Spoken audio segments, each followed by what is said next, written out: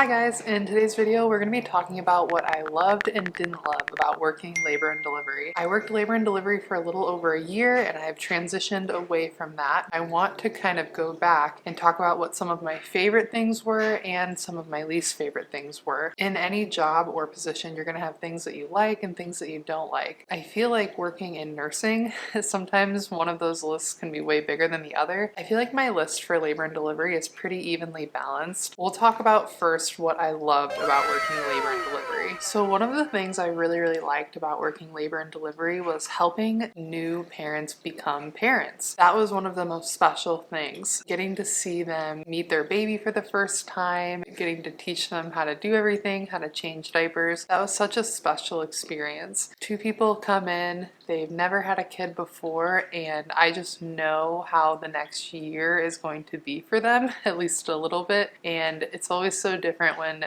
parents who have children already come in for their second or third delivery. It's very different because they've kind of done it all before, but the first time is really special. That was always my favorite. I also really like when I would have excited birth partners, whether that's dad, grandma, partner, anybody. If they were really excited for the birth of this child, very involved, asking really good questions, advocating for their partner, that was always really special. That gave me some insight into what the baby would be going home into an environment like, and it just really would make me excited. I loved learning new techniques. There's an Instagram page called Bundle Birth Nursing, and I swear I learned something new from that page every week. They taught me all about closed knee pushing, which helped me get a multip on her fourth baby who had been pushing for 2 hours with no descent to delivery in about 10 minutes. That was one of the best tips I learned from them, and just getting to learn new techniques, like when you have an asynclitic baby and doing different position changes that would ultimately lead to a successful delivery. So it's just my favorite thing. I love learning new things, and I feel like in labor and delivery you can just never stop learning. One of my top 3 favorite things about labor and delivery was teaching new moms how to breastfeed. We had a really high breastfeeding rate at my last hospital that I worked at, and I was very lucky to get to teach so many new moms how to breastfeed. The first 14 days are the hardest with breastfeeding, and your help can change the trajectory for that mom's breastfeeding career. I had some really great labor and delivery nurses, NICU nurses, and lactation consultants who helped me breastfeed Brogan, and I think they are the reason that we were able to breastfeed for almost 2 years, and I love being that support for new parents. A lot of times new parents say they don't want to breastfeed, but really they just don't know the facts about it and they think it's going to be really difficult, and once I sit and have a conversation with them, they end up admitting that they're just scared or they don't have support, so I'm able to help them learn how to breastfeed successfully and give them that confidence that they can continue on for months or years. I loved educating new moms and setting expectations, especially when they come in for an induction. I think there's a huge lack of education on inductions, and a lot of moms come in thinking, I'm gonna have my baby tonight. Especially if it's your first baby, it can be 2 to 3 days, if not more. We really need to set expectations. We need to talk about all of the different options and what everything is gonna look like, sometimes before the doctor ever comes in the room, because that way we can have like a friend-to-friend talk, not a here's your options, what do you want to do right now talk. So that was something I really enjoyed doing. It was always hard when I would take over for another nurse and it was an induction and the mom had no idea what it was going to go like, and then was getting discouraged when it was day 2 or day 3. Something else I loved was that moment right after delivery when everyone in the room cheers. It sounds so silly, but I used to love when I would be out at my computer charting and I would hear down the hall everyone go, "Yay, happy birthday, way to go mom," and it's just this like out of nowhere rush of sound because we know the baby came out then, and we all sound so silly doing it, but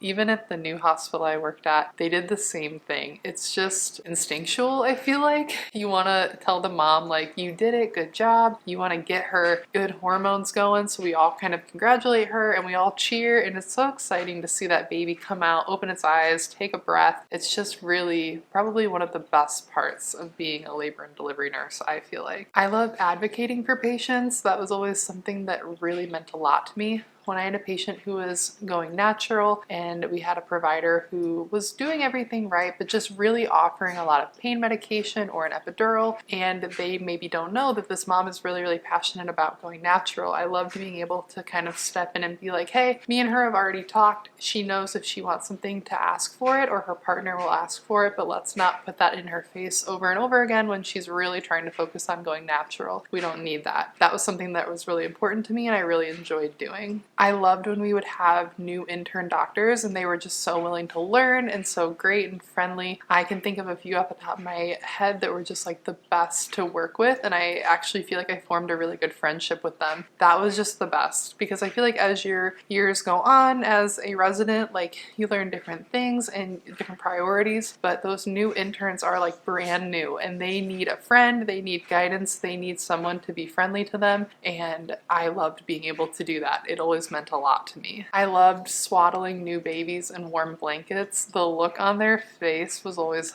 so funny. When I would go and weigh them and they're all angry and screamy, I would grab warm blankets from the warmer and swaddle them with 2 blankets, and they literally just would sit there like, oh, it's so cute. They love it. It's like that feeling when you get into a hot tub. You can just see it all over their face. So that was like something I really enjoyed. And then I think the last one is making scared patients laugh. Whenever I would go in and I could just tell the energy was wrong in the room, the patients are really scared of what is about to happen to them, I loved being able to go in and just kind of get them laughing and making jokes. Ultimately, we want that oxytocin flowing. We don't want adrenaline, which is going to counteract that. We want this mom to feel comfortable. We want her to feel ready and confident in her ability to push this baby out. So that was something I really, really enjoyed doing. Now we're going to talk about the things I didn't personally love about labor and delivery. This is different for everybody. This was my personal experience of the things I wished I could have changed about the field. The first thing that comes to mind is repeated decels that I can't seem to fix. When the baby's heart rate is slowing down, sometimes that's a normal finding in labor, but sometimes it's indicative of a baby in distress. I hated when I felt like I was doing everything and nothing was working, and we were starting to circle kind of that conversation of, are we gonna be able to do this? Are we gonna end up in a C-section? And you know you don't want to disappoint the mom. You just want to do anything you can to like help her get the delivery that she envisioned. So that was always really, really stressful, was those repeated decels that we just didn't know why they were happening. I really didn't like unsupportive or uninvolved birth partners, whether that's dad, partner, grandma, sister. You're there to support the laboring mom. You're there to give her confidence and lift her up. When they would be sleeping, snoring with a blanket over their head while the mom's writhing in pain or playing their Xbox, it's like, come on, really? Why do I have to have this conversation with you about being involved? I've had to tell dads to take off their headphones to cut the baby's cord, and it just kills the energy in the room that we're going for. That was something I really, really didn't like. I hated unrealistic expectations.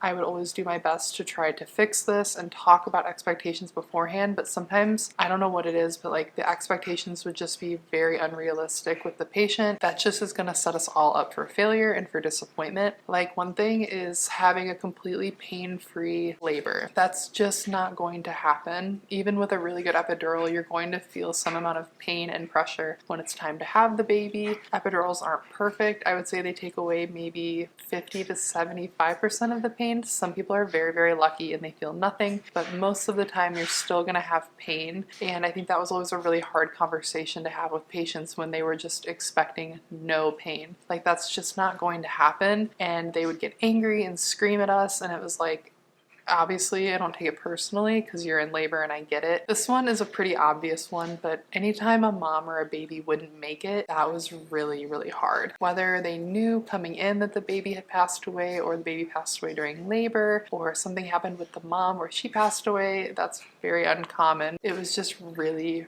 really hard, and something that I knew going into it would be a part of having that job, but I think I was even surprised with how hard it was for me to handle. I think that it's something that you really have to know you're going to be involved with and think about how you're going to cope with that when it happens. At the hospital I used to work at, we would see any patient with a positive pregnancy test in triage, not just 20 weeks or higher. So we would have a lot of women coming in and miscarrying, and that was always really hard, not because I didn't want to help them or care for them, but a lot of times there's nothing we can do for that pain, and it's like an emotional pain as well, and it can just go on, and there's nothing we can always do to like speed it up or make it better. It happened all the time. Women would come in just writhing in pain, having a miscarriage, and I've been there. There's nothing that you can do to make it better, and I think as a nurse you just want to make it better. You want to do something, and a lot of times there's literally nothing you can do. Something that I struggled with more than I thought I was going to. I hated when we would have a stat C-section and sometimes our lines would be caught up or the epidural box wouldn't be open and we'd be trying to find a key, and then we're trying to find a red cap to just cap her epidural and run, and it was like things would hold us up and it felt very like go, go, go frantic,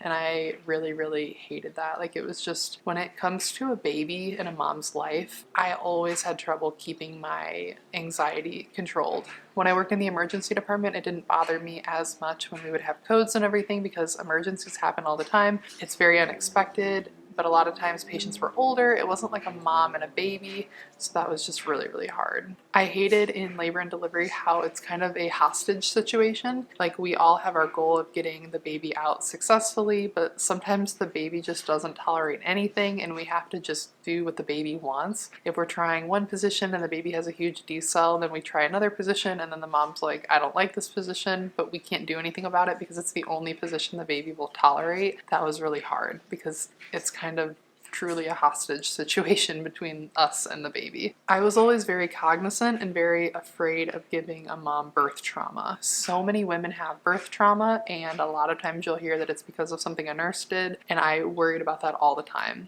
because I can see how it can happen.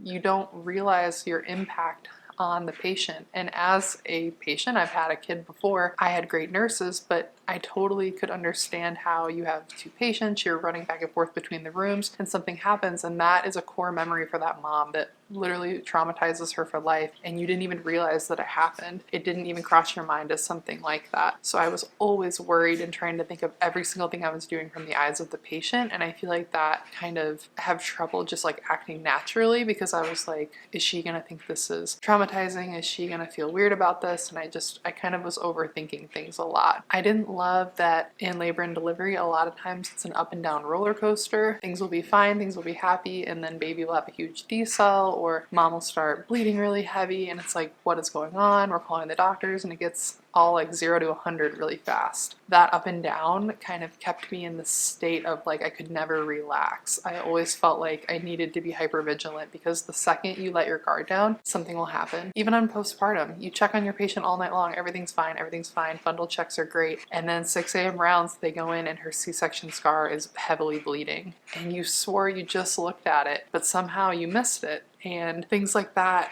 kept me in this like constant state of anxiety. Like, I felt like I had to constantly check my patient's vitals and be all over them because I swear the second you didn't, something would happen, and I hated that. That kind of ties into my next thing I didn't love about labor and delivery is you have to be hyper vigilant nearly all the time, especially on labor, because you have to be watching your strip all the time, your baby's fetal heart rate strip.